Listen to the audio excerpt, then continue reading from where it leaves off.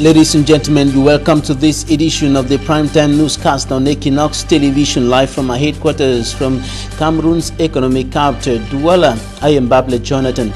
In our top stories in this edition of the news, Anglophone detainees Mancho BBC, Pen Terence and Galim Felix get an additional 2-year jail sentence, adding to the 15-year jail sentence earlier slapped on them by the military court of Yaoundé. And in this other case, the vice president of the Cameroon Renaissance Movement (CRM) political party, Mamadou Mouta, also got 2 years slammed on him by the Kunu Court of First Instance in Yaoundé over the protests at the Kondengi maximum security prison in Yaoundé.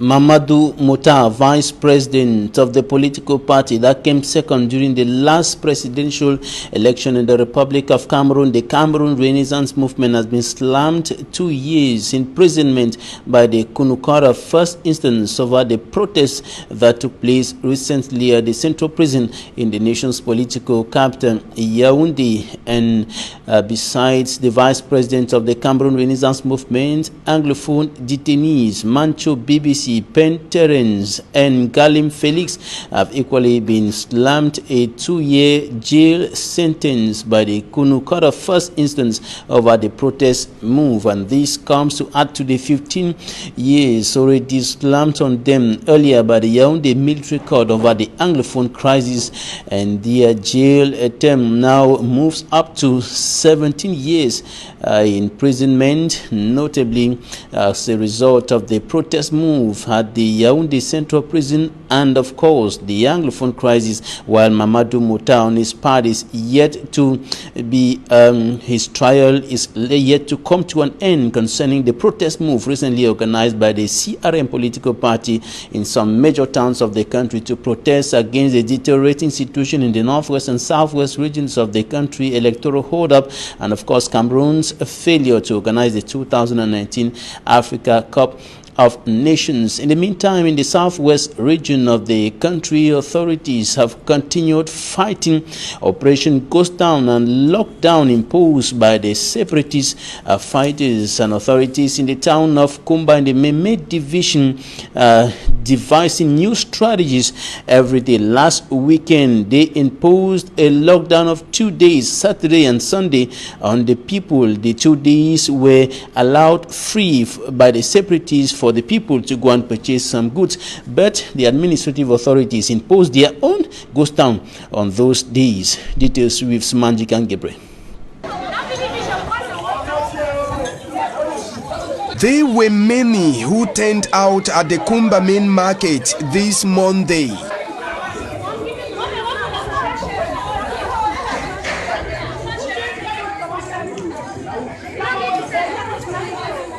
In a queue after an extra 2-day lockdown imposed by the senior divisional officer for Meme, nearby inhabitants of Kumba were present to get foodstuffs.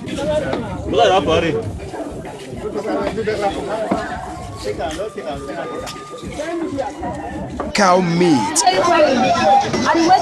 rice, onion, tomatoes, bread and wine were some of the things that were sold out to the population. We organized this exercise just to spur and encourage the population to leave their houses and go about their daily activities.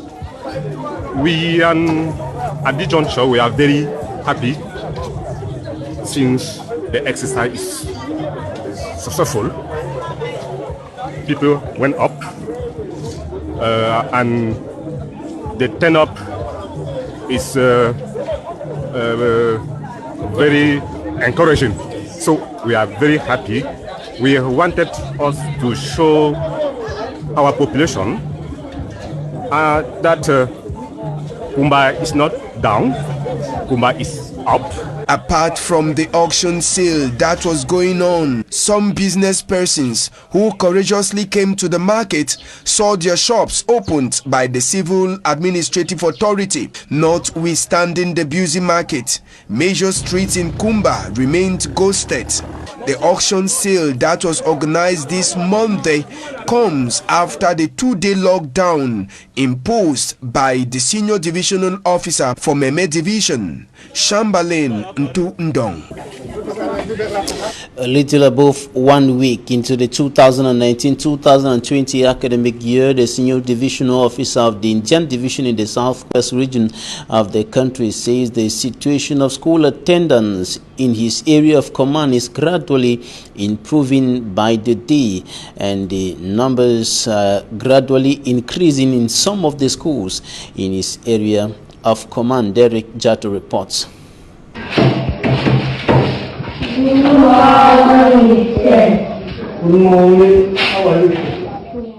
The attendance atmosphere of a class Monday in Mundemba, the divisional headquarters of Indian Division, day 1 of school resumption in Cameroon, and the attendance of that same class Friday.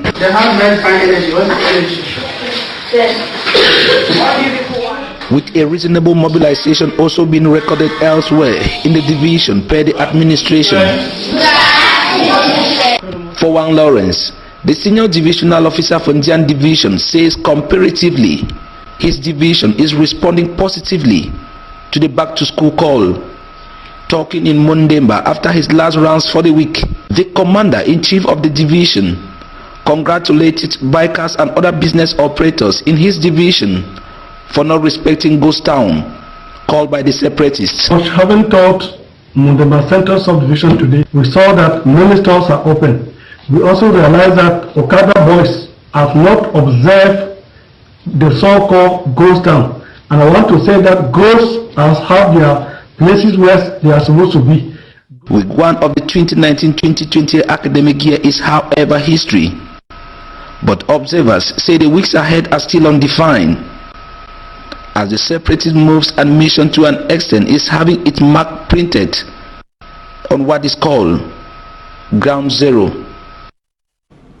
And with regards to the situation that has continued deteriorating for close to 3 years down memory lane now, some traditional rulers are on a peace crusade in the 2 Anglophone regions of the country. The traditional rulers' peace caravan was in the southwest regional chieftain Boya over the weekend. Derek Jato once more files in details.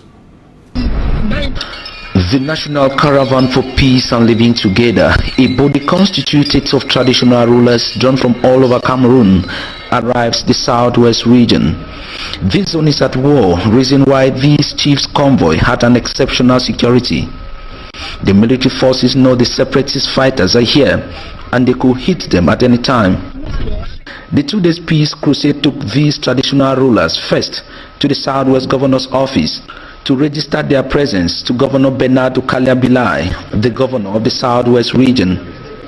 Then the flashback of what is now a war situation from the southwest chief's perspective. We Anglophones, our children, have come to wake us from sleep that why are you going to slumber? Don't you think you deserve your own fair share of the cake? All of us share with that. Our only problem as traditional rulers is that our children have taken an action that is not supported by us. We'll be looking for the same thing, but the way we are looking for it is what we as parents criticize. And unfortunately, when we parents criticize, they take us for being against them. Professor Mfo Agbo Bechem, the traditional ruler of Ashu village in Upper Bayan subdivision, Manu division, also tabled how the crisis has affected him personally and his village to his fellow peers from other regions. Me, for instance, my people even went as far as saying that I even entered an amok car to be pointing at my children, selecting my children who should be killed, and houses in my village that should be burnt. I mean, some of those messages come like some of your distractors who want to give a dog a bad name to hang it. There is no father who would recommend death for his child if the child commits a fault. And his story is familiar here.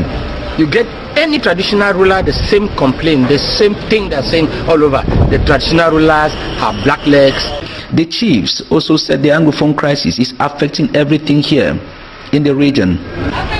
Almost all of my villagers have withdrawn their children from the villages, rented houses in Douala, Kumba, Boya, where there's safe ground, and they take all of that, spend now more money to send their children to school than normal. Now, what of those who cannot afford? That is where our problem is. After listening and leaving the situation, His Majesty Mbasi Besala Prosper, the National Caravan Coordinator, sees tolerance as a big step out of this blood-sucking crisis. Let us sit together, be tolerant, to accept the difference, so that we can make sure that Cameroon will move forward. So now, so as to stand for now, so only fear that again. But don't give that like normative. And the population of the region, on their part, say whatsoever action that needs to be taken should be taken now, for a good action applied late will save no purpose, for people are dying. Here in Cameroon's economic capital, Douala, the senior divisional officer of the Douala 4 municipality, Jean-Ekwa Mbarga, has warned students and pupils in his area of command against the consumption of illegal drugs, other ills, and of course juvenile delinquency in the schools within the subdivision. And he was speaking while visiting the schools, most of whom are receiving a high number of internally displaced persons from the two Anglophone regions of the country, and so measures have been taken to avoid all sort of unwanted circumstances that may be disastrous. Details in this report by Innocent Azi.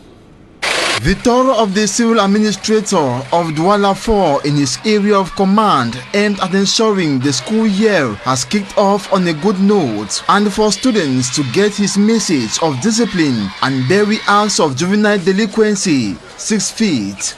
C'est terminer les vacances, maintenant c'est le travail et la discipline. Celui qui veut passer en classe supérieure, il sait qu'il doit être discipliné et travailleur. He wants students to stay away from drug and liquor consumption. On ne vient pas à l'école avec des drogues, des tramol dans le sac ou des whisky en sachet. On vient à l'école avec les cahiers, les livres et les pics, le matériel scolaire. That respect be accorded teachers and in general school authorities. C'est pour ça qu'on vient à l'école. Nonetheless, school began effectively and voice of hitches in the Douala 4 subdivision. Divisional officer for Douala 4 was at gateway to ensure that there was effective back to school, and it was an effective back to school. Classes are effectively going on. While the school year enters week 2, school administrators, as way to sympathize and assist internally displaced children, beg parents to send their children to be educated. I would like to say to those parents who face this crisis, Anglophone crisis, to approach us. We are there to help them because we know it's not their fault. The crisis is there, so we let them come and explain their problem. We will try to solve it. Internally displaced children who have been admitted in some schools are given preferential treatment, irrespective of their difficulties and lack of valid documents for registration. We have special teachers who take extra care to ensure that they are well placed. We are the little that we can do, at least we are able to receive them, and then we can move forward with them. Scholarships will give them some concession. We have even hosted some of them at the proprietor's compound because it has a very big administrator. Some of the difficulties they face, citing bad roads leading to schools. It's a boarding school. Parents come here to visit their children. It is not easy. You need to come and drop them. So we still plead that you will use your position. Have another principle, that is water. We spend a lot. We have a forage that we need electricity to be pumping, and it is costly. Costing the school a lot. Jean-Marc Ekwambarga, in response, said the projects have already been approved and the promises when funds will be disbursed, works will immediately commence. Et prise en compte par la communauté urbaine. Mais sauf que depuis qu'il y a la crise dans les régions.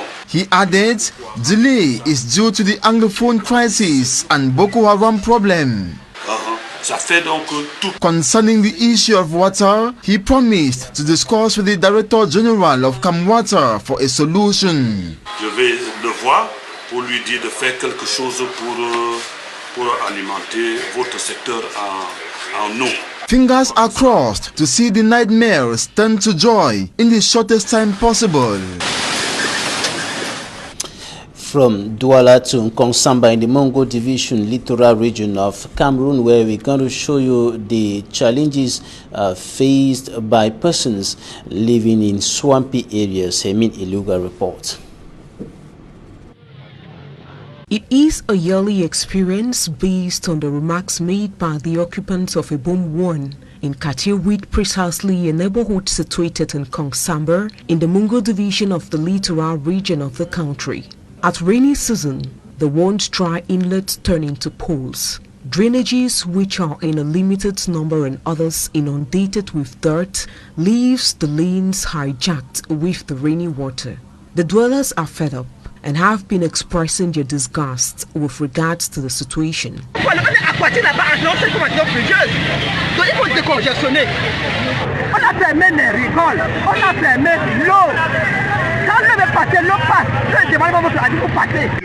Casser et faire les grains, les grandes et casser le pont, les deux ponts et les élever et lancer en une grande hauteur pour que l'eau puisse passer. Contrary to the reasons the people advance, administrative records have it. Construction has long time ago been forbidden on this terrain due to its swampy nature. Faced with the natural mishap, the mayor of the area took on temporal initiatives to pave better canalization and adapt other means to survive the floods. Puisque nous sommes tous concernés, puisque nous sommes inondés, nous avons été avec eux dans la pluie, nous avons pris des premières mesures, sécuriser, isoler tout ce qu'il peut y avoir comme courant électrique qui traînait par-ci, par-là. S'assurer que les veillards qui sont dans les différentes maisons sont mis à l'abri, et même les petits-enfants et autres. Voilà un peu les premières mesures que nous avons prises. Maintenant, nous avons sensibilisé les populations quant au dispositif qu'il va falloir mettre, le dispositif de veille qu'il faut mettre en place, et c'est le cas jusqu'à présent. Nous y sommes, comme vous le constatez, nous sommes encore dehors. With these rains, it's visible enough. Some houses were in-depthly torched, leaving some occupants quit their homes for other safer zones. As for the rest of the population, they had no other option to battle with and in the rains so as to have the neighborhood more accessible while waiting for the rainy season to come to its end. Out of Cameroon, Nigeria says it will repatriate some 600 citizens from South Africa after a wave of xenophobic violence which led to tensions between the two countries. And Nigeria's Consul General in Johannesburg said some of his fellow compatriots will leave on 2 flights Wednesday. Consul General Godwin Adama has said only those who are under distress as a result of the attacks will have to leave South Africa. And the head of Nigerians in the diaspora, Bike Dabiri, says the government will not provide financial assistance to those leaving South Africa, but the Nigerian government will continue to hold the South African authorities accountable and insist it pays or they pay compensation to its citizens. And for several years, South Africa has been a major destination for economic migrants from other parts of Africa, but with an unemployment rate of 28% today, many nationals are blaming the fact that they can't find work on foreigners who are in their country. And many persons who came into South Africa with high hopes are today living with fear of repeated attacks, courtesy Dutch Welle. When Nelson Mandela came to power in 1994, Saddam Malego left Somalia for the Rainbow Nation to escape hunger and misery. He built a new life as a shopkeeper in Johannesburg. Today, everything is gone. On October 30th, 2018, an angry mob stormed his shop and home and burned it to the ground. Malego managed to escape, but his girlfriend died in the flames.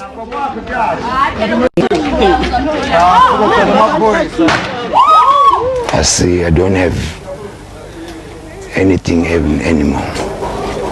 I lost my girlfriend, I lost the house, I lost my container, I lost everything.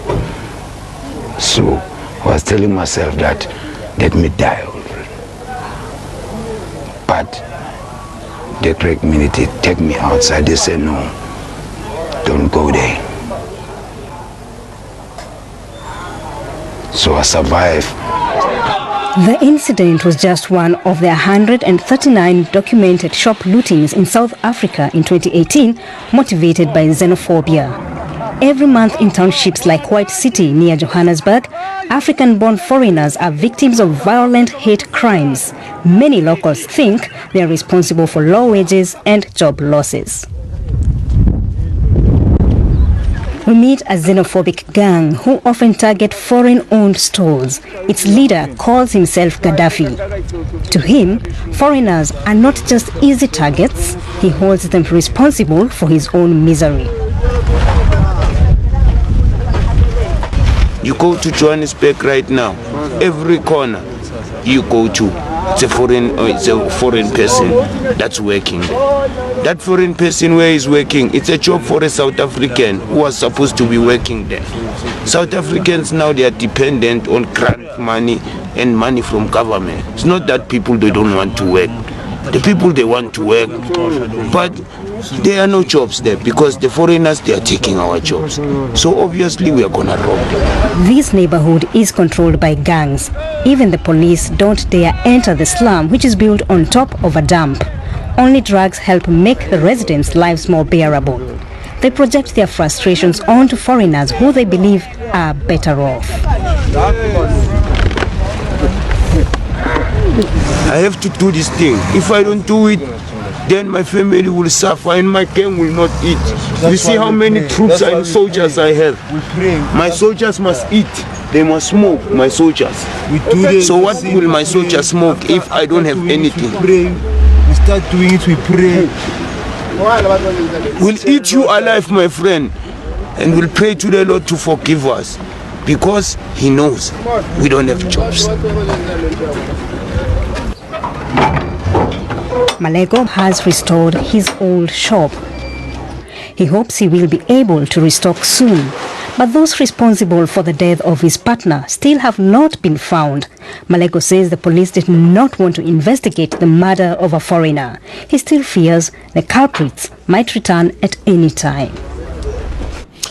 Peace talks between the Sovereignty Council of South Sudan and opposition groups are going on in the Juba. Former enemies, South Sudan's President Salva Kiir and of course the opposition leader Riek Machar meeting face to face, and of course representatives from both sides and a delegation from the Sudanese government took part in the meeting today, and the talks are aimed at reviving a stalled peace agreement signed a year ago for the resolution of conflicts in the Republic of South Sudan. That's it for this edition of the news. Thanks, ladies and gentlemen, for staying with us.